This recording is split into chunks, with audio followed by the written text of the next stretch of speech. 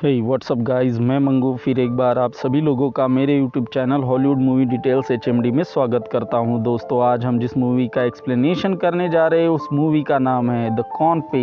इस मूवी में दिखाया गया है कि एक सोल्जर की लाइफ कितनी मुश्किलों से भरी हुई होती है। साथ ही में जब वो दुश्मन के द्वारा पकड़े जाते हैं तो उनके साथ किस तरह से सलूक किया जाता है, ये भी इस मूवी में दिखाया गया है। लेकिन एक्सप्लेनेशन शुरू करने से पहले मैं आप सभी लोगों को याद दिलाना चाहता हूँ कि अगर आपने हमारे चैनल को अभी तक सब्सक्राइब नहीं किया है तो प्लीज़ आप सब्सक्राइब कीजिए, जिससे कि आप लोगों को हमारे आने वाली नई वीडियो के बारे में सबसे पहले नोटिफिकेशन मिलेगी। कहानी की शुरुआत होती है जापान के जंगलों के आसमान में उड़ते हुए कुछ फाइटर प्लेन को दिखाते हुए। दरअसल ये समय सेकेंड वर्ल्ड वॉर का होता है। कुछ जापानीज फाइटर प्लेन एक प्लेन का पीछा कर रहे होते हैं और कुछ ही देर में वो उसको नीचे गिराने में कामयाब हो जाते हैं। अगले सीन में हमें एक सोल्जर दिखाया जाता है जिसका पैराशूट एक पेड़ में फंसा होता है और उसकी वजह से वो उस जगह पर बेहोश हालत में होता है। दरअसल जापानी सैनिकों ने अभी जो प्लेन गिराया था ये उसी प्लेन का पायलट होता है जिसने प्लेन क्रैश होने से पहले जंप लगाई होती है, जो कि एक ऑस्ट्रेलियन होता है और उसका नाम जिम होता है। इतने में जिम को महसूस होता है कि उसकी तरफ कुछ जापानी सैनिक बढ़ रहे हैं। इसके बाद वो उस पेड़ पर चढ़ने लगता है। बड़ी मुश्किल से जिम उस पेड़ पर चढ़ता है और फिर अपना पैराशूट उतार कर यहाँ से भागने लगता है। थोड़ी दूर आकर जिम अपनी गन चेक करने लगता है, लेकिन उसके पास उसकी गन नहीं होती है। प्लेन जब क्रैश हो रहा होता है तभी जिम अपने हाथों में कुछ सामान लेकर उस प्लेन से कूदा होता है। जिम अभी उस जंगल से बाहर निकलने का रास्ता ढूंढ रहा होता है, लेकिन वो जंगल बहुत घना होता है, इसकी वजह से उसे रास्ता नहीं मिल रहा होता है।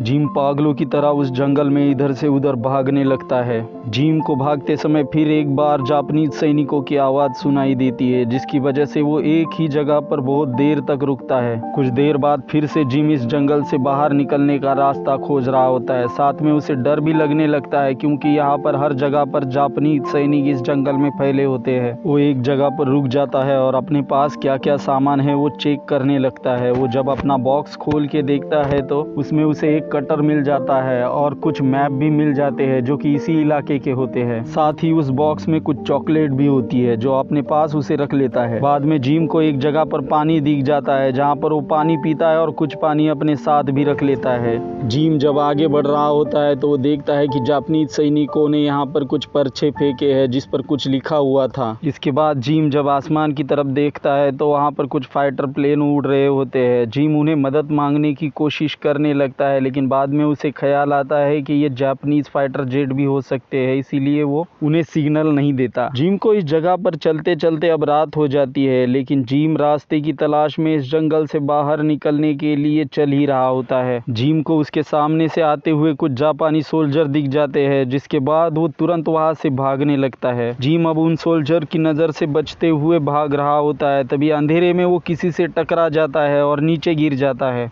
जिम अब खड़ा होकर उसकी तरफ मारने के लिए दौड़ रहा होता है। दरअसल ये भी एक सोल्जर ही होता है, लेकिन वो सोल्जर इतने में उसे रुकने के लिए कहता है। वो सोल्जर अपने बाजुओं पर लगा हुआ फ्लैग जिम को दिखाते हुए उसे कहने लगता है कि मैं चाइनीज हूँ। साथ ही में वो ये भी कह रहा होता है कि मैं एक पायलट हूँ और मेरा प्लेन क्रैश हो गया है। इसे सुनने के बाद जिम भी थोड़ा शांत हो जाता है। चाइनीज सोल्जर जिम को अपना नाम यांग बताता है। तभी इन्हें ढूंढते हुए यहाँ पर जापानीज सैनिक आ जाते हैं, जिनसे छुपने के लिए उसी जगह पर घास में लेट जाते हैं। वो सोल्जर इनके बहुत नजदीक से गुजर रहे होते हैं, लेकिन घास की वजह से वो इन्हें नहीं देख पाते। वो सोल्जर यहाँ से जाने के बाद ये दोनों भी रात को रुकने के लिए यहाँ पर एक जगह ढूंढने लगते हैं। अब ये दोनों भी उस जंगल में चलने लगते हैं। बहुत देर तक चलने के बाद इन्हें बहुत जोर से भूख भी लगी होती है। जिम अपने पास की चॉकलेट निकालता है और अपनी भूख कम करने के लिए उस चॉकलेट को खाने लगता है। जिम थोड़ी चॉकलेट यांग को भी देता है। यांग उसे लेने के बाद उस पर बहुत बुरी तरीके से टूट पड़ता है, क्योंकि उसने भी बहुत देर से कुछ नहीं खाया होता है। यांग को उसी जगह पर अपने साथी पायलट की लाश दिखाई देती है, जिसके पास बैठकर वो बहुत रोने लगता है। वो रोते हुए जिम से कहने लगता है कि ये मेरा साथी पायलट होने के साथ साथ मेरा बहुत अच्छा दोस्त भी हुआ करता था।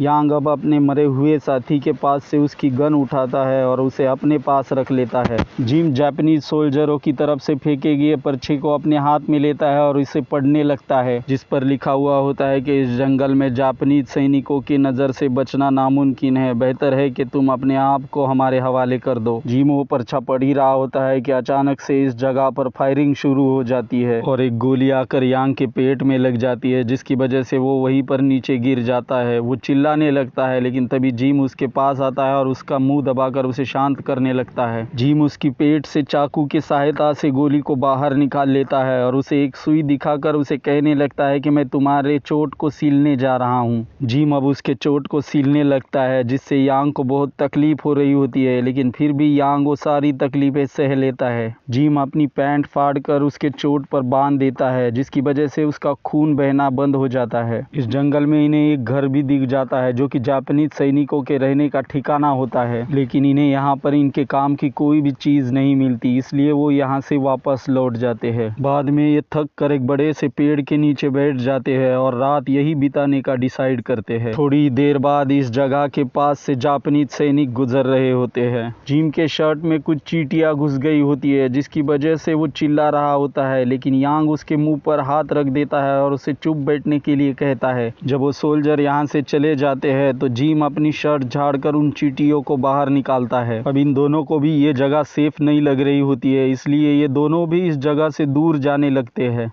लेकिन इन्हें फिर एक बार सोल्जर इन्हीं की तरफ आने की आवाज़ आ जाती है, इसीलिए ये दोनों भी वापस उस पेड़ के पास आ जाते हैं और उसके जड़ में आकर छुप जाते हैं। रात को ये दोनों इसी जगह पर सो जाते हैं। जब सुबह होती है तो जिम एक बार फिर से यांग के लिए पानी लेकर आता है और उसे पिला देता है। इसके बाद यांग अपनी जेब से एक लेटर निकालता है, जिसे उसकी पत्नी ने भेजा हुआ होता है। साथ ही में वो अपने परिवार की बातें भी जिम को बताने लगता है, जिसके बाद जिम को भी अपने घर की बहुत याद आने लगती है और वो भी अपनी जेब से एक फोटो निकालते हुए उसकी तरफ देखकर बहुत रोने लगता है। बाद में ये दोनों भी एक दूसरे के साथ बहुत सारी बातें करने लगते हैं। अब इन दोनों के भी चेहरे पर एक दूसरे की बातें सुनकर हंसी आने लगती है। तभी अचानक यहाँ पर कुछ जापानीज सैनिक आ जाते हैं और इन दोनों को भी पकड़ लेते हैं। जापानीज ऑफिसर जिम की तरफ देखकर कहने लगता है कि इसे लेकर जाओ और गाड़ी में डाल दो, और यांग को वो उसी जगह पर गोली मार देता है, जिससे यांग की मौत हो जाती है। ये देखकर जिम बहुत नाराज होता है, क्योंकि थोड़ी देर के लिए ही सही, लेकिन यांग उसका एक बहुत अच्छा दोस्त बन चुका होता है। वो सोल्जर जिम को लेकर एक जंगल के सड़क पर आ जाते हैं। फिर जिम को एक ट्रक में बिठाया जाता है और उसे कहीं लेके जाया जा रहा होता है। अभी जिम उस ट्रक से पीछे की तरफ देख रहा होता है, क्योंकि उसे भी पता है कि अब वो जिस कैद में है वहां से वो अपने घर कभी नहीं लौट सकता। और यहीं पर ये मूवी खत्म हो जाती है।